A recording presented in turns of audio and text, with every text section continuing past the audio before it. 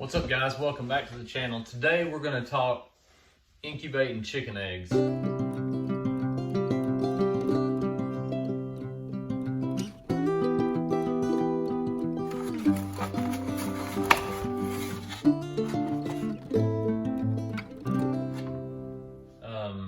What we have here, we just have some mixed breed eggs right here, and then we have some silky eggs right here. The incubator that we've got is right here. Let's get a closer view of that right quick. You can actually order this on Amazon, and then obviously Tractor Supply and places like that have incubators you can buy. The reason we chose these incubators is whenever we first getting started, they were just kind of cheap. They weren't very expensive, so I bought 2 of these. If you use the tray that it comes with, that actually turns the eggs for you. Some silky eggs, you can probably do 9 of them at a time, maybe 12. As far as for these bigger eggs, you're only gonna get about 6 to 8 of them in there at one time. So you don't have to use the turner, but if you don't use the turner, you're gonna have to actually, at least once a day, get in here and kind of roll them around and turn them. And it just keeps the egg yolk from sticking to the inside of the egg, and it lets the egg develop like it's supposed to. Basically, all you have to do is you're gonna pour your water in.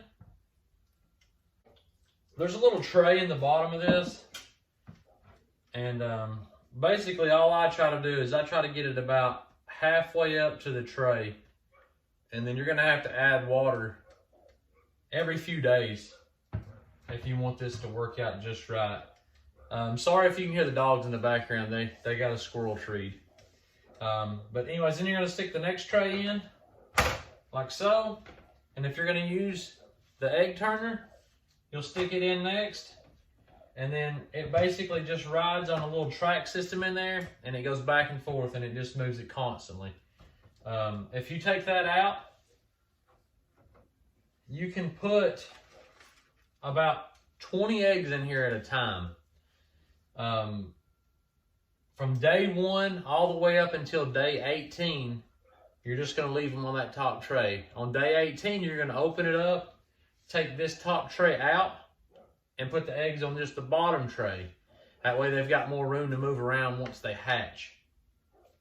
When you pick your eggs, I did a video, I think it's last year, and I forgot to go back and do another video and explain how it worked, but it actually worked pretty good. I had a lot more hens than I did roosters.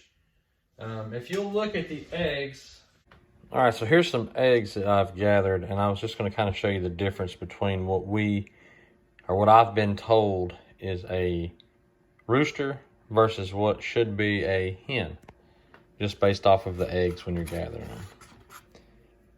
All right, you see how this one is kind of pointy at the top? All right, so this one here is more rounded. It's not so pointy. This is supposed to be a hen, and this is supposed to be a rooster. Like I said, last ones that I hatched, I had more hens than roosters, so maybe it did help some. Always make sure that you've got the best eggs you can get for your incubator and for hatching purposes, and all the others, just eat them. There's a little bit of a calcium buildup on the bottom of this egg.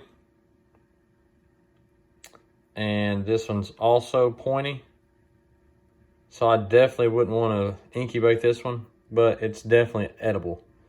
There's nothing wrong with it as far as to eat, but they say that you want the best you can find for hatching purposes. When you're gathering your eggs that you want to incubate, you always want to put them with the pointy end down until you get done saving them.